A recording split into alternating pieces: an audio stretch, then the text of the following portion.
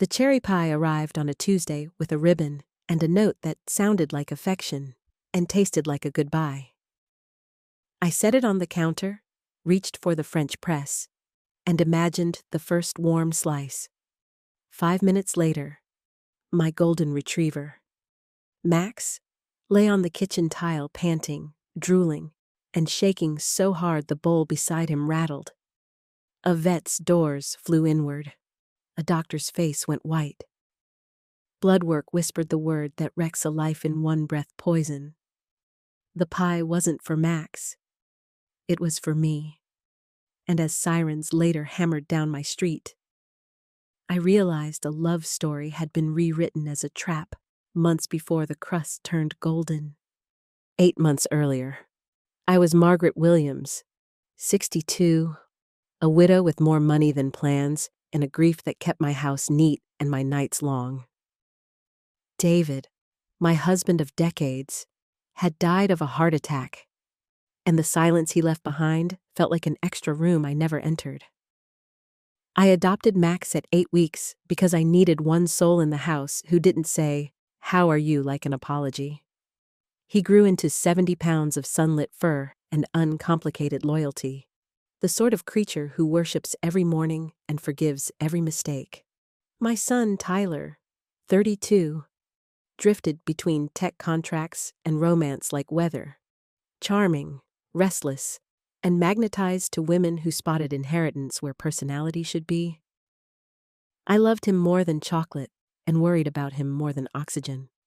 When he brought home Nora long dark hair, green eyes that could sell the moon, a smile that looked rehearsed until you wanted to believe it wasn't, I reminded myself not to be the suspicious mother. She said she was an orphan raised by an uncle, worked in marketing, loved good stationery and better wine, asked me about David like she cared. I told her the story of the confectionery class where David and I met, how he signed up just to talk to me, how cherry pie became our inside joke because it was the first dessert we made without burning the pan. She blinked at the memory like it mattered to her. Later, I'd understand she was taking notes. The first protest came from the only creature who doesn't lie. Max growled the instant she crossed my doorframe. He was the sort of dog who adored the mailman and considered the vacuum cleaner a friend. He didn't growl. I scolded him and apologized, embarrassed, and she cooed that all dogs need time, but a dog knows what a room smells like after a match is struck. I should have listened. Tyler and Nora sprinted toward forever, with the enthusiasm of people who submit paperwork as a love language. By the 4th month, they were engaged. 2 months after that, they were married. The wedding was all silver light and curated perfection. The kind of event where the napkins have careers. There were friends on her side whose names slipped in conversation like they were reading a script. There was a man named Thomas who walked her down the aisle and introduced himself as her accountant and family friend because her uncle was too ill to travel. Something in his face nagged me later, like a tune you half remember. I smiled, toasted, and swallowed unease with sparkling wine. 2 months after the wedding, a white bakery box landed on my porch at exactly 10 sur, tied with a ribbon and an apology I hadn't asked for. Saw fresh cherries and thought of you and David. The note said, "Made this for you with love." I texted thanks, set the pie on the counter, and decided to make an afternoon of it. Real coffee, good china, a phone call to Tyler. I was gone for maybe 2 minutes when Max seized his chance. He climbed, buried his nose into the lattice, and snatched a bite with the ecstasy of a thief. I scolded, laughed, and cut around the damage. Then came the sound, a frantic, dry gasp like a straw pinched shut, and my kitchen turned into a clock with no hands. By 10:40, Dr. Rodriguez had swept Max into the back, started fluids, taken blood, and left me with a television and my heartbeat. A furniture store commercial bloomed on the screen. starring a man I recognized from the wedding. "I'm Tom Mitchell," he said, selling couches with charisma. "Not Thomas the accountant. Tom the actor." The first lie clicked into place like a key turning. At 12:30 p.m., the tests came back. Severe toxicity consistent with deliberate poisoning. "He's young and strong," the doctor said. "But the next 24 hours are critical. If Max hadn't stolen the first slice, the ICU bed would have been mine." I called the police from the parking lot with shaking hands and the sort of clarity grief can't give you. Officer Martinez arrived with calm questions and careful gloves. By 2:00 p.m., we were at Nora's doorstep. She opened in yoga pants and a messy bun, effortless, attentive, perfectly aghast when told what had happened. She let the officers into her spotless kitchen, showed receipts from the farmer's market, offered every ingredient like a prayer. Nothing obvious, nothing damning.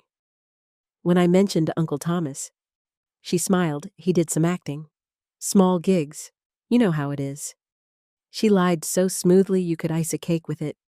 The officers took their samples and left me on the porch with a storm inside my chest. Maybe food contamination really happens? Maybe I was the hysterical widow who'd watched too much true crime. Or maybe my dog had been trying to tell me something since the first growl. By that evening, I had a name from the commercial Tom Mitchell and a plan. If the wedding was smoke and mirrors, I was done applauding. I was going to find the mirrors. The next morning, I sat at my kitchen table with a pen, a phone book, and the kind of resolve you only find when your dog is fighting for his life.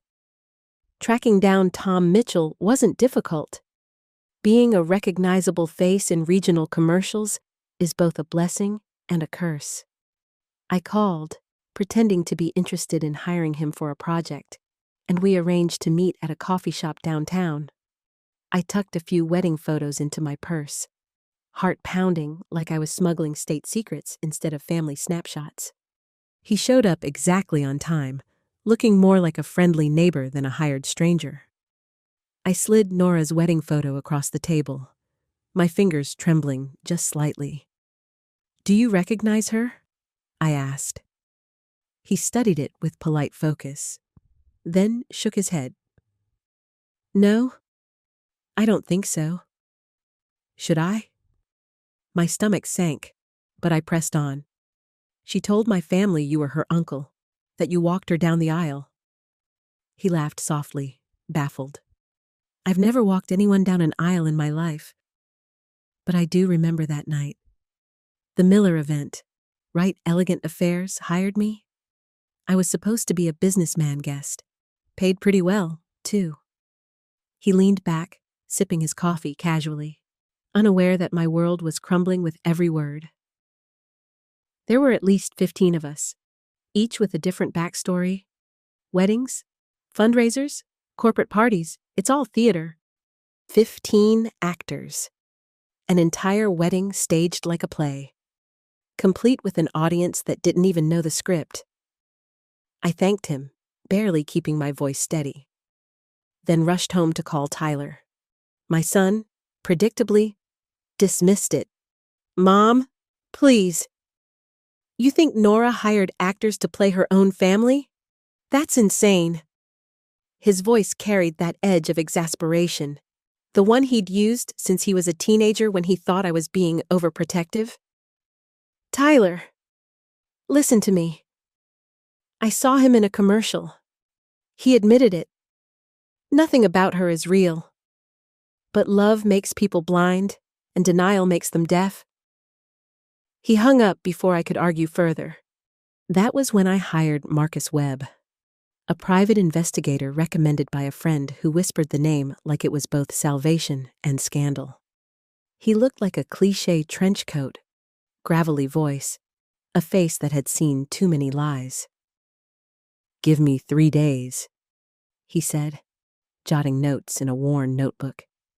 "If there's something to find, I'll find it." Those 3 days stretched into eternities. Max hovered between critical and stable, hooked up to machines that blinked and beeped, his brown eyes too trusting for the battle his body was fighting. I spent every night at the clinic, reading old cookbooks out loud as if my voice could anchor him to life. On the third evening, Marcus called. His tone was clipped, professional, but even he couldn't hide the gravity of what he'd uncovered. "Your daughter-in-law isn't who she says she is? Real name Nicole Patterson. Professional con artist. At least 4 confirmed identities. Multiple wealthy husbands. 2 of them dead under suspicious circumstances." My hand tightened around the phone. "Do you have proof documents, photos, marriage certificates, death records, financial transfers? She's good, but not perfect. Check your email."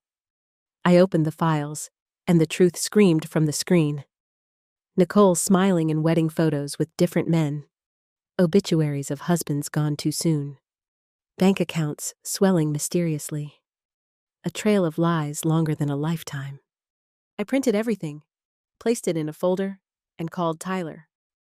"You need to come over. Now." He sighed. "Mom, I can't keep doing this with you if you don't. I'm going to the police with or without you." Silence, then. Finally, "Fine, I'll be there in an hour." He arrived angry, defensive, already rehearsing a speech in Nora's defense. But when I handed him the folder, his expression cracked open like glass under a hammer.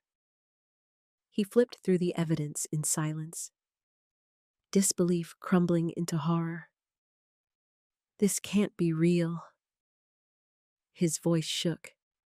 "It's all real," I said quietly. "She isn't Nora. She isn't who you think she is. And she tried to kill me. Max saved my life." For a moment, I thought he believed me. But love clung stubbornly, desperate for any excuse. "These could be faked," he muttered. "Photoshop, scams, maybe the investigators lying, Tyler. Look at the dates. Look at her face in these photos with other men. Look at the death certificates." He sat there, knuckles white around the pages, before whispering, "I need to confront her. I need to hear it from her." I begged him not to. "If she knows you're onto her, she'll be dangerous." But he was already standing, folder clutched like a shield. "She deserves a chance to explain." That's what you do when you love someone. 2 hours later, the phone rang. Tyler's voice was ragged. She admitted it. "Mom, the lies, the marriages, even the actors at our wedding. She said she wanted to start fresh with me, to finally live honestly." His breath caught. "But then she mentioned the pie. Said it was supposed to make you sick, not kill you. Just enough to put you out of the way for a while. She wanted you gone." "Mom?" She admitted it. My blood turned to ice. "Where are you?" I left. I told her I needed space. "I'm coming home."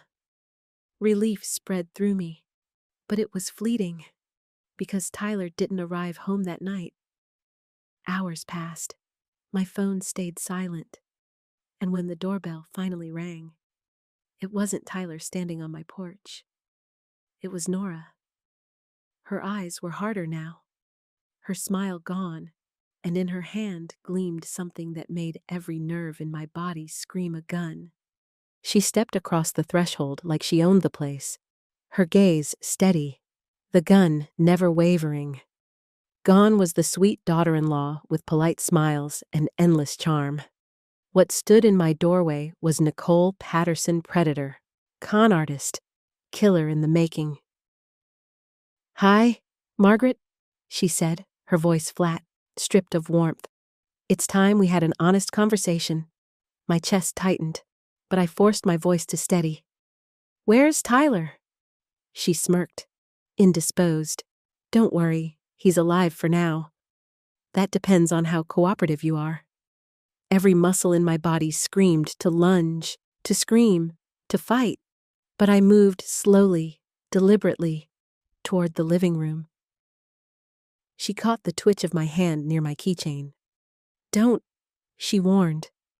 But what she didn't know was that I had already pressed the tiny panic button, hidden by years of practice until it was muscle memory.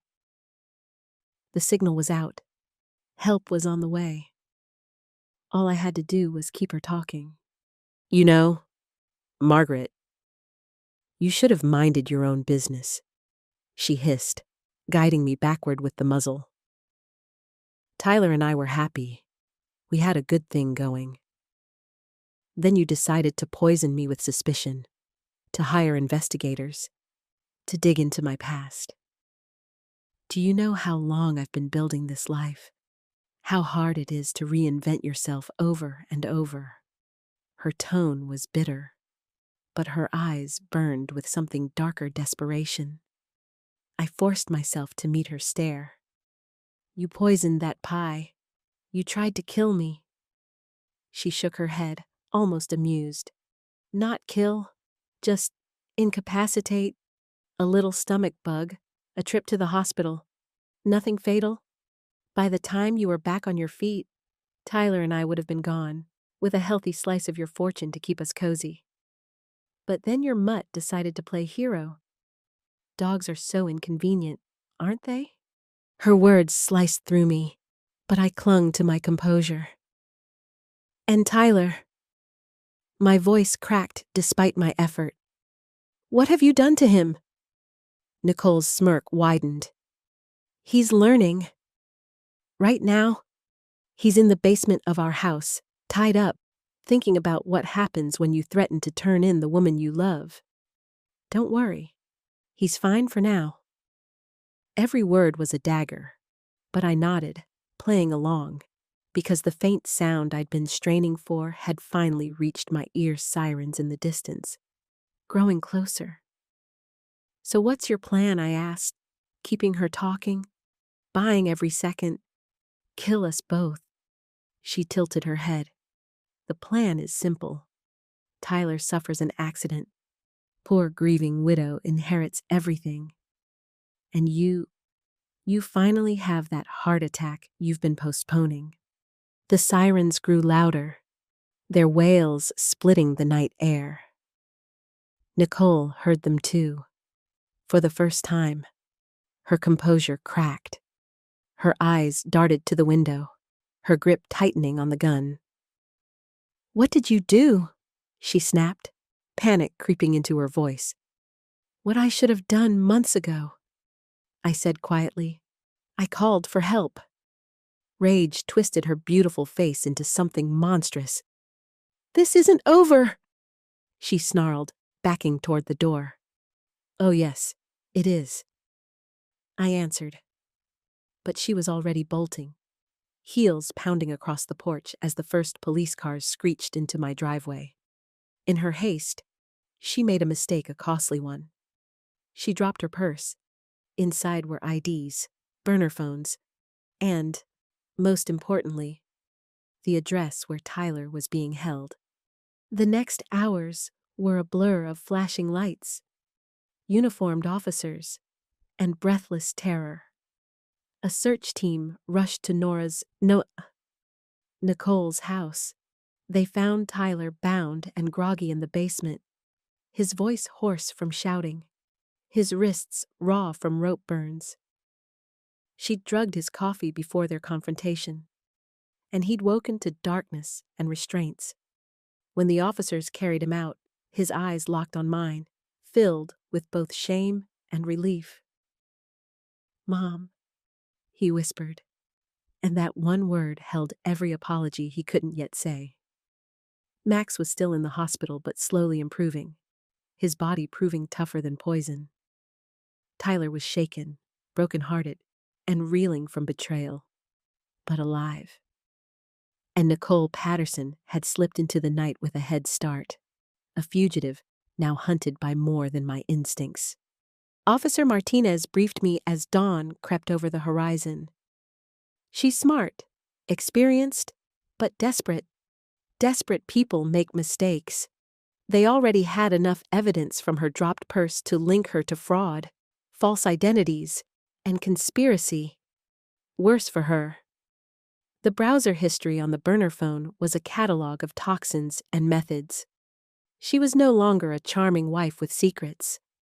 She was a wanted criminal, a name soon to be on every bulletin.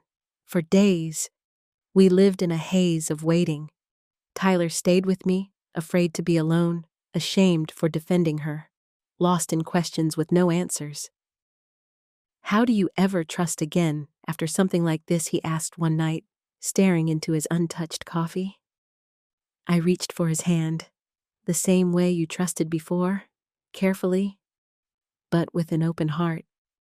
"And next time, maybe listen to your mother, and always listen to your dog." It was the first time I'd seen him smile in weeks. 2 weeks later, the call came. Nicole had been found in Nevada, arrested at a casino while trying to bluff her way into a high-stakes game with counterfeit chips. The woman who had orchestrated her own perfect wedding with rented actors had been reduced to hustling cards in a smoky back room. When they brought her back, she looked older, stripped of the masks she'd worn.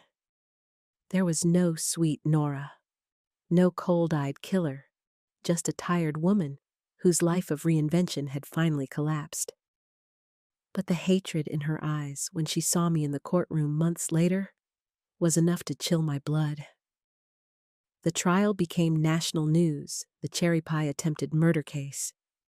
6 marriages, 4 dead husbands, a trail of deception stretching back 15 years. Families of victims testified, painting a picture of a woman who lived off manipulation and left only grief in her wake. The defense tried to paint her as a survivor, an orphan who'd done what she had to. But then, the prosecution played the recording from my panic button, the moment in my living room where her own voice revealed her intentions. The jury deliberated less than 4 hours. Guilty, attempted murder, kidnapping, fraud, identity theft, conspiracy, 30 years to life, no parole for 25. When the sentence was read, she turned, locked eyes with me, and mouthed 3 words. "This isn't over." But for me, it was. At last. The verdict echoed in the packed courtroom, but I barely heard it over the thrum of my heartbeat. Guilty. 30 years to life. Nicole Patterson's face twisted, no longer polished or poised, but raw with fury. She stared at me as if she could carve scars into my skin with nothing but her gaze. For a fleeting moment, I felt the old fear rise. What if she escaped? What if her promises of unfinished business weren't empty? But then, the bailiffs took her arms, chains clinked, and she was led away into a future without freedom. Tyler's hand found mine, trembling but firm. "It's done, Mom," he whispered. For the first time in months, I allowed myself to believe him. Outside the courthouse, cameras flashed, microphones angled toward us, voices shouting questions about justice and fear and forgiveness. I kept my words simple. Trust your instincts. Trust your pets. And if something feels wrong, don't ignore it just to be polite. That sentence made the evening news. Though I hadn't meant to become a headline, fame wasn't the goal. Survival was. Healing was. And if sharing my story helped one family see their wolf before it donned sheep's clothing, then maybe some good would come of the nightmare. In the weeks that followed, life rebuilt itself piece by piece. Max came home from the hospital thinner, weaker, but alive, his tail thumping against the floor as if no poison in the world could dampen his joy. Dr. Rodriguez called him a miracle, but I knew better. He was a hero. I baked him chicken, spoiled him with extra walks, and whispered thank yous into his golden fur. Tyler stayed with me for a while. His nights punctured by nightmares, his days heavy with shame. He blamed himself for bringing Nicole into our lives, for defending her, for ignoring the red flags. I told him what I told myself: love makes fools of us all. But survival belongs to those who learn. Slowly, the shame ebbed. Slowly, he began to heal. 6 months later, I stood in my kitchen with flour on my hands and David's old recipe book open to a stained, familiar page: cherry pie. The smell filled the house, rich and sweet, reclaiming a memory Nicole had tried to taint. Tyler arrived as the timer dinged, wrapping me in a hug before leaning over the counter. "Smells like heaven," he said. I pulled the golden pie from the oven, pride swelling. "This one is ours," I told him. "She doesn't get to take this from us." We laughed together for the first time in months, real laughter that loosened the knots. Grief and fear had tied inside us. Max patted over, hopeful, and I broke him a piece of plain crust. "This one's safe, buddy. I promised." He wagged so hard I thought he'd topple his bowl. Tyler started seeing someone new, a teacher named Sarah, whose kindness was steady, whose family was real, whose laugh reached her eyes. Most importantly, Max adored her, which had become my only qualification. Tyler teased me for relying on canine approval, but I stood firm. Max knew the truth before either of us. I reminded him, anyone who wants to join this family needs to pass the Max test. Max thumped his tail in agreement, his approval rating higher than any background check. Life became ordinary again. I donated the unwanted attention from Nicole's trial, every check from tabloid offers, every unsolicited interview fee to victims' rights organizations. I upgraded my home security, not out of fear, but out of prudence. And I started having coffee once a week with Marcus Webb, the investigator whose gravelly voice had delivered the truth when no one else believed me.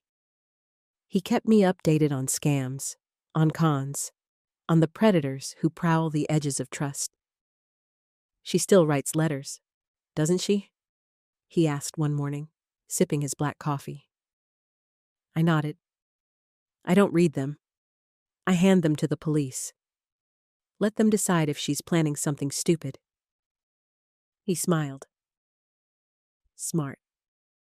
Women like her don't forgive, and they never forget." I met his eyes. Neither do survivors. Sometimes, late at night, I'd wonder what had twisted Nicole into what she became. Was it the loss of her parents, the hunger for control, or was she simply a person who chose deception because it was easier than honesty? I'll never know. What I do know is this: monsters rarely look like monsters. They wear charm like perfume. They mimic empathy. They learn which stories unlock doors. And too often, we let them in because we're afraid of seeming rude, of being suspicious, of listening to the growl of a dog instead of the practiced smile of a stranger. But I am not that woman anymore. The next time my instincts whisper, I will listen.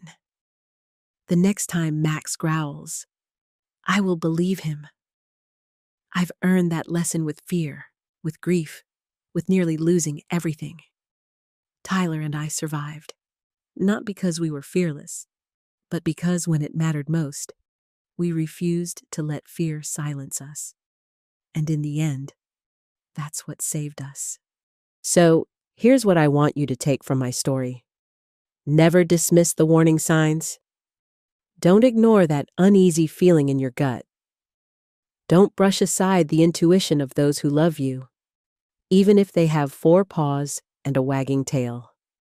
Because sometimes the smallest warning is the loudest truth, and sometimes survival depends on listening. Thank you for sharing this journey with me. If this story struck a chord, please like, share, subscribe, and comment with your thoughts or experiences. Your voice matters, and your story might be the warning someone else needs.